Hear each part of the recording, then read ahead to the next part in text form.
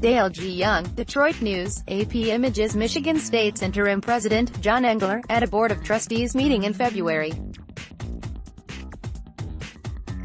In a rare interview, he defended his leadership style and declared that his critics don't give him enough credit for change.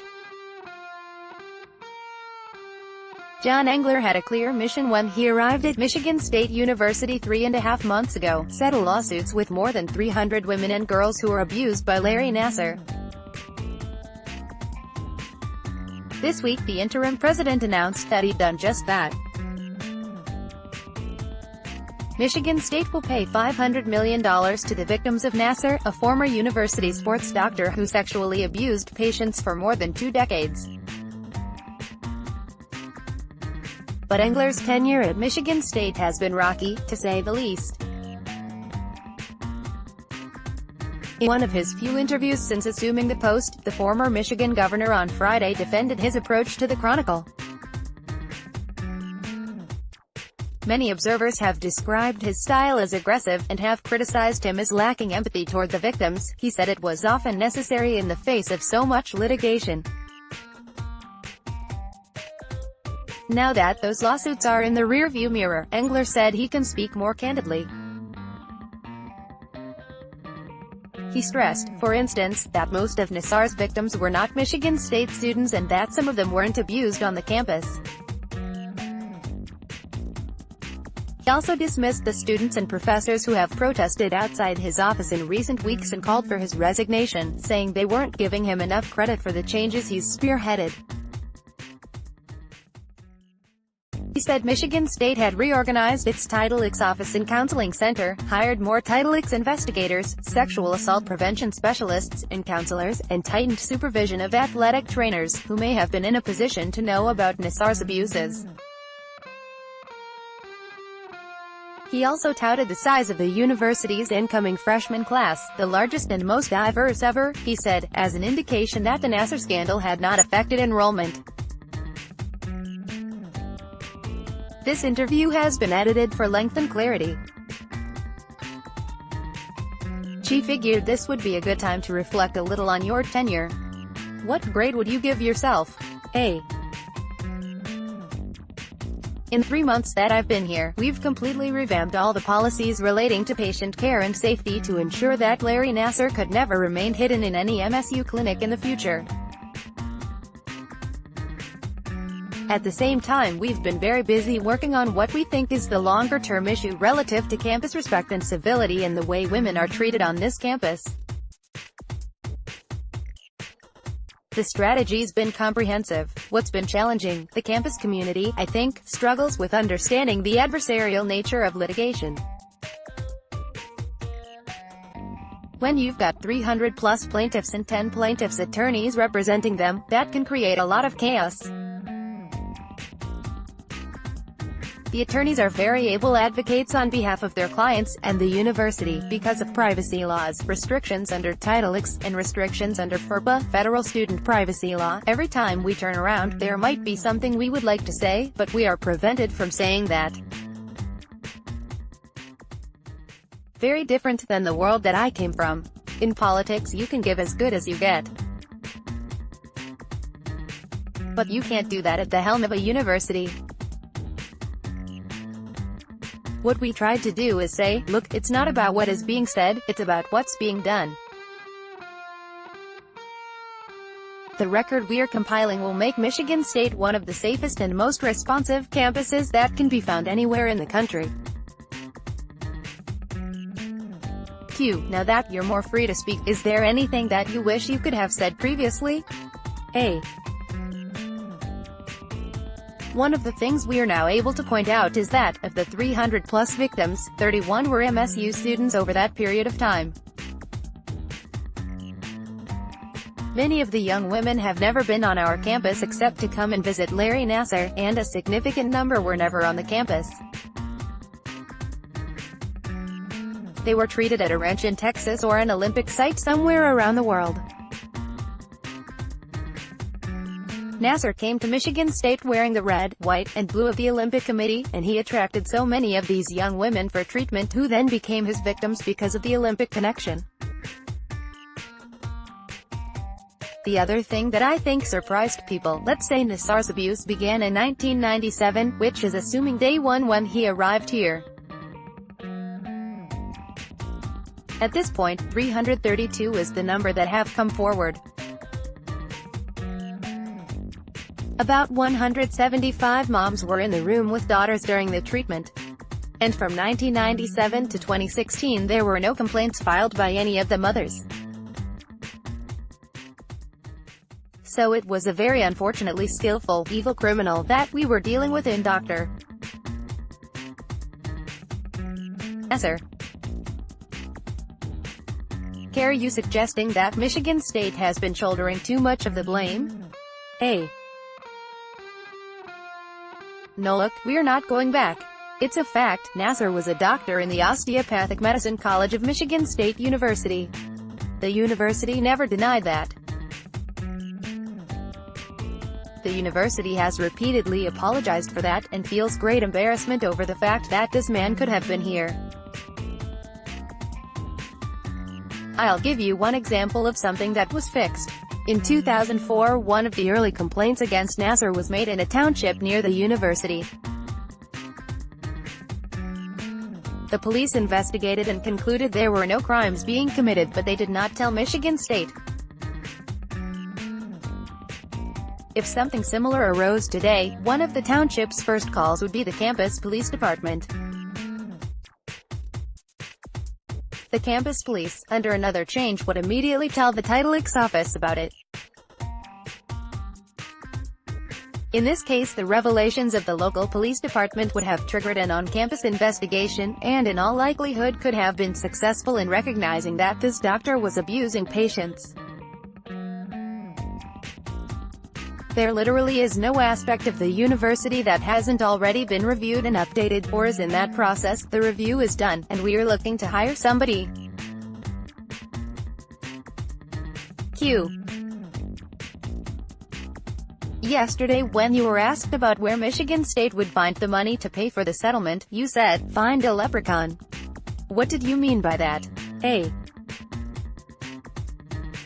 That is one of our longtime Capitol reporters playing his usual games. I've just been meeting with our finance people this morning, and I said that when we have a plan, everybody will know. At this point we haven't settled on a strategy. We have some pretty good ideas, but no announcements are forthcoming. There are people who said, well, you can't use state appropriations to pay for this, you can't use tuition to pay for this, you can't use endowment money because that's restricted. We're not the federal government, we can't print the money. But the reality is that Michigan State University has to look at its finances. We have to look at reserves that we may have accumulated. Can they be used? What role would bonding play? There's a series of rather complex strategies that we have to work through. 3 days ago, will there ever be a settlement, was always the question. Now it's okay, you've got a settlement. We've moved right on beyond the fact that this is a very significant settlement. In a memo that Brian Masalem, a Michigan State trustee, released last week, he highlighted what he sees as a serious leadership culture problem. He wrote, "We must terminate all those who acted contrary to our values," calling out the leadership team of Michigan State does, by definition, include you. What do you make of what he wrote? It's interesting. The other trustees are the ones who should comment on one trustee who put something out without even having a discussion with them. It's unfortunate that in his document he failed to reflect upon all of the changes that have been made, some of which he had supported and voted for. Masalem and Joel Ferguson, the board's vice chair, have publicly feuded and seem to loathe each other. Are you worried that tensions on the board will hamper the ability of Michigan State's administration to bring the university out of this crisis? No, I'm not worried about that. I do worry, and I've talked openly to the trustees about this, that governance is important to the presidential search process. The expectations are high that we can recruit an outstanding new president. But any candidate will look at governance. The Board of Trustees of a university should be a policy-setting board. One of the challenges at Michigan State is that from time to time you've had trustees who've sought to become operational managers of the university. That, I think, is not a welcome signal to a candidate who would consider the opening at Michigan State. They would want to come in and become, in effect, the individual in charge of running the university on a day-to-day basis, and have the Board of Trustees confine themselves to policy making. Trustee Musalam is a brand new trustee and hasn't been on boards and doesn't have a lot of experience. So he has sometimes tended to look at, well, this is how I would run it, versus this is what the policy of the university ought to be. Q. The Chronicle published a story last week about Luana K. Simon's lengthy tenure at Michigan State. A lot of faculty members and administrators said she and the board helped create a flawed administrative culture that has become deeply ingrained. As someone who now holds the job of president, what's your take? A. I didn't read the story, so I won't try to go into detail on that.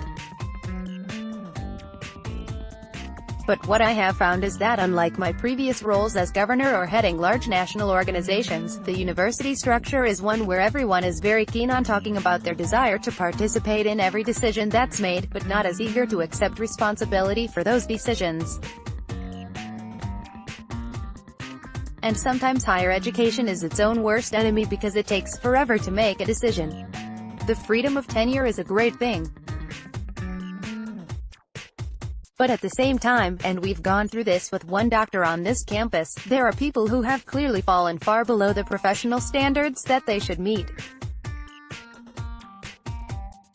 They stay in place for far longer than they should. When people in the private sector or government look at that, they say, how in the world does this person keep her or his job? We need to address those kinds of issues. Q. Some students and professors have protested outside of the administration building and called for your resignation, as well as the trustees' resignations, in recent weeks. They say that you haven't displayed empathy to Nassar's victims and aren't helping Michigan State heal. What is your response to them? A. They've been so busy protesting that they've missed significant, fundamental reforms that are taking place. One of the things I felt very encouraged by was the response of parents and students, to be able to say that, with all we've been through, we have our largest ever freshman class coming in.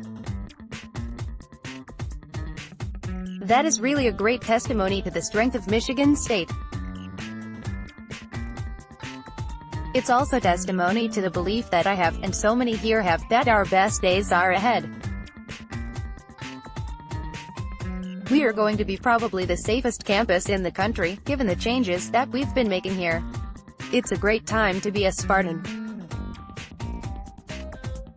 And with the announcement of the settlement, it is as if the dark cloud has been lifted off the campus. We're not saying there's no more work to be done, there is.